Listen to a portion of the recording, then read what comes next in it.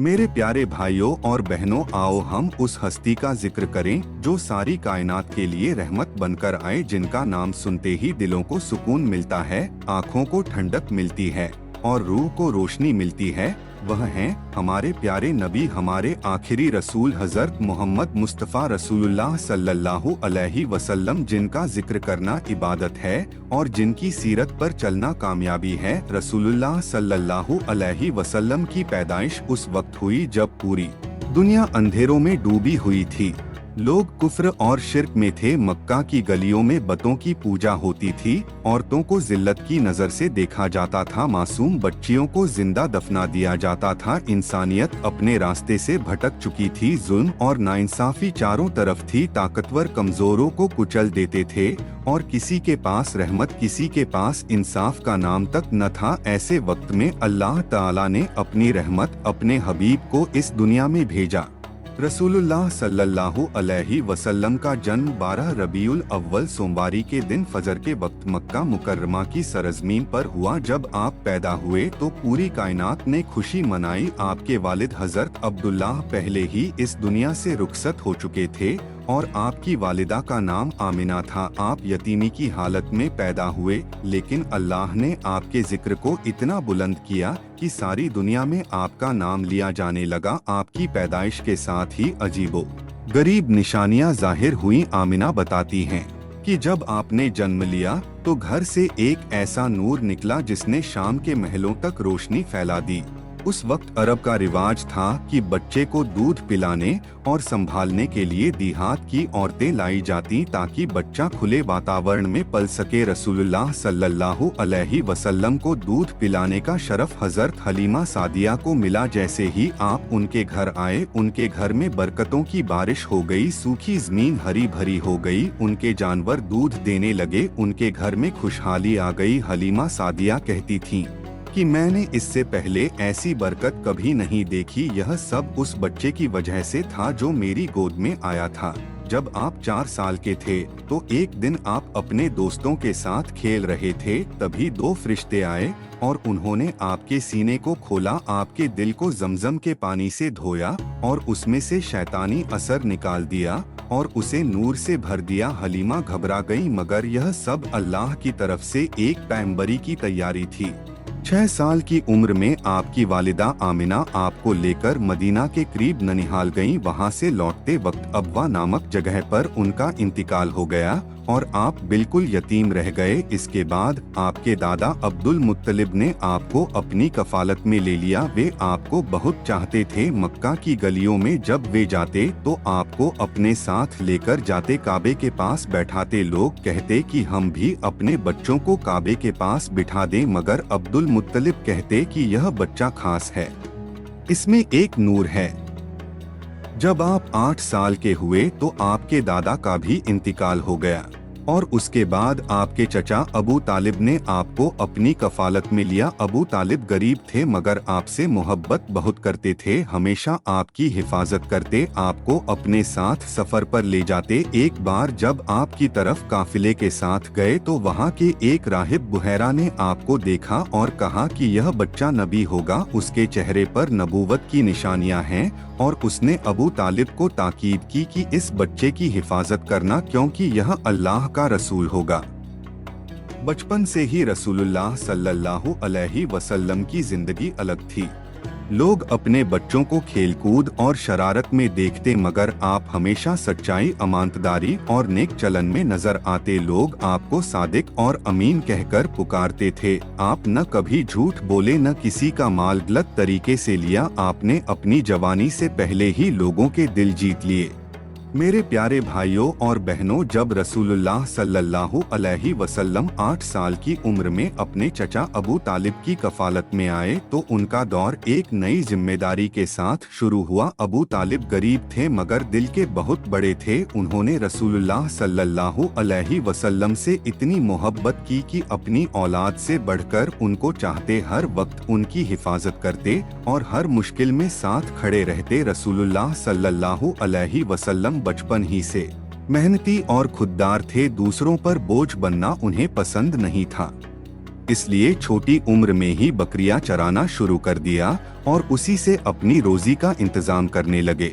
भाइयों, यही वह नबी हैं जिनका मकाम इतना बुलंद है कि अल्लाह ने उन्हें सारी दुनिया के लिए रहमत बनाकर भेजा, मगर देखो उनके बचपन और जवानी में कैसी सादगी और कैसी मेहनत थी। रसूलुल्लाह सल्लल्लाहु अलैहि वसल्लम बकरियां चराते मगर उनकी आंखें हमेशा अल्लाह के जिक्र में लगी रहती, उनकी ज़बान सच्चाई और अमानतदारी से तर रहती। और धीरे धीरे जब वे जवान हुए तो मक्का के लोग उन्हें सादिक और अमीन के नाम से पुकारने लगे। जब रसूलुल्लाह सल्लल्लाहु अलैहि वसल्लम 25 साल के हुए तो उनकी जिंदगी का एक नया दौर शुरू हुआ। मक्का की एक इज़्ज़तदार और तिजारत करने वाली औरत हजरत खदीजा बिनते खुवैलिद, जिनके बारे में लोग कहते थे कि वे ताजिरों की सरदार हैं, उन्होंने रसूलुल्लाह सल्लल्लाहु अलैहि वसल्लम को अपने कारोबार में शरीक किया और रसूलुल्लाह सल्लल्लाहु अलैहि वसल्लम उनके माल के साथ की तरफ सफर पर गए। जब रसूलुल्लाह सल्लल्लाहु अलैहि वसल्लम उस सफर से लौटे तो जिस अमानतदारी और सच्चाई के साथ उन्होंने कारोबार किया उससे खदीजा बहुत मुतासिर हुई। उन्होंने देखा कि यह नौजवान न सिर्फ तिजारत में ईमानदार है बल्कि इंसानियत का भी बहुत ख्याल रखने वाला है। कुछ ही वक्त बाद हजरत खदीजा ने अपने दिल की बात अपने करीबी लोगों के जरिए रसूलुल्लाह सल्लल्लाहु अलैहि वसल्लम तक पहुंचाई और फिर आप दोनों का निकाह हुआ। उस वक्त रसूलुल्लाह सल्लल्लाहु अलैहि वसल्लम 25 साल के थे और हजरत खदीजा 40 साल की थीं। यह निकाह बहुत मुबारक निकाह था। हजरत खदीजा ने न सिर्फ अपना माल और दौलत रसूलुल्लाह सल्लल्लाहु अलैहि वसल्लम पर न्योछावर कर दी बल्कि अपनी जान माल और पूरी जिंदगी आपके साथ वफादारी में गुजारी। उन्होंने हर मुश्किल वक्त में आपके साथ खड़े होकर आपका सहारा बनी।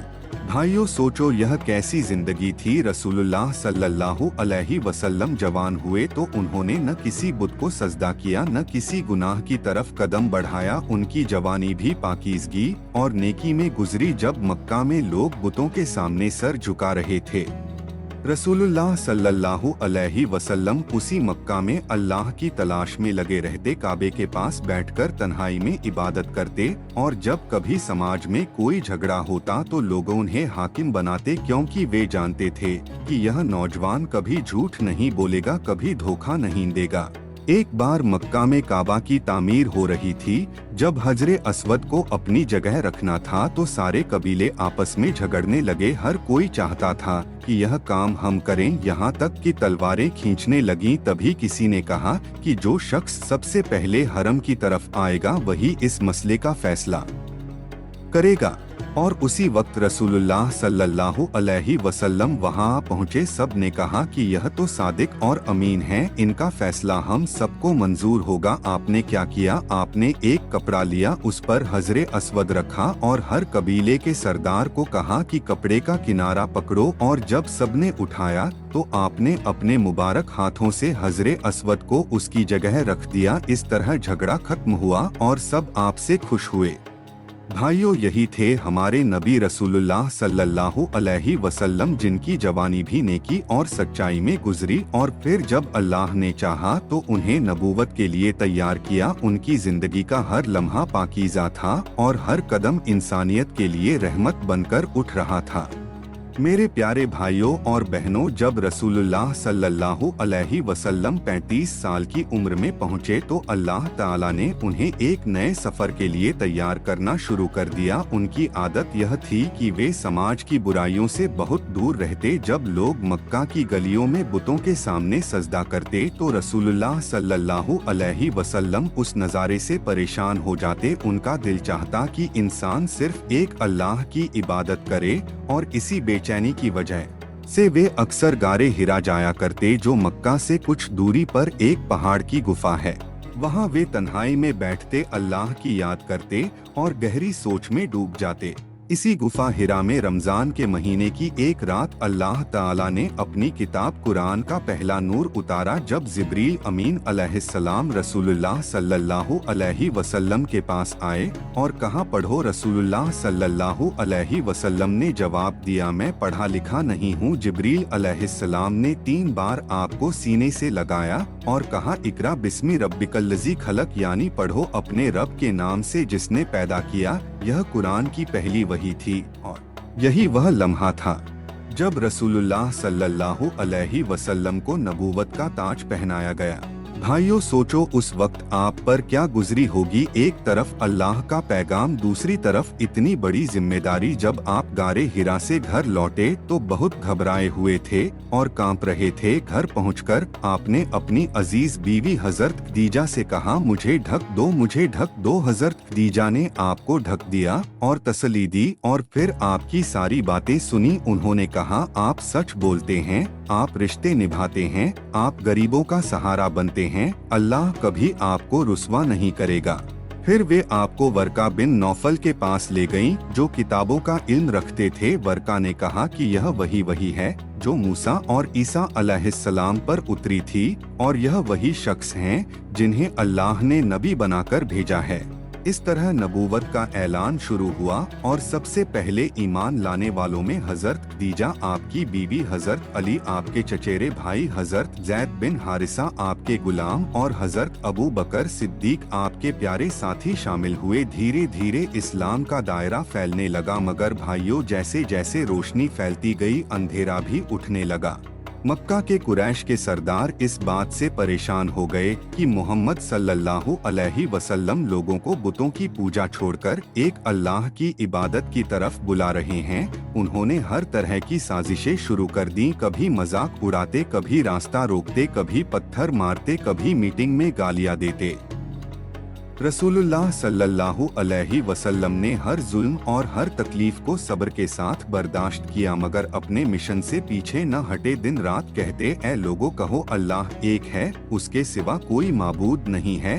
भाइयों, यही वह दौर था जब मुसलमानों को तरह तरह की तकलीफें दी गईं। बिलाल को रेगिस्तान की तपती रेत पर डालकर सीने पर पत्थर रखा गया। यासिर और सुमैया को शदीद अजाब दिया गया और आखिरकार सुमैया को शहीद कर दिया गया। वे इस्लाम की पहली शहीदा बनी, मगर मुसलमानों ने सब्र किया और अपने ईमान से पीछे नहीं हटे।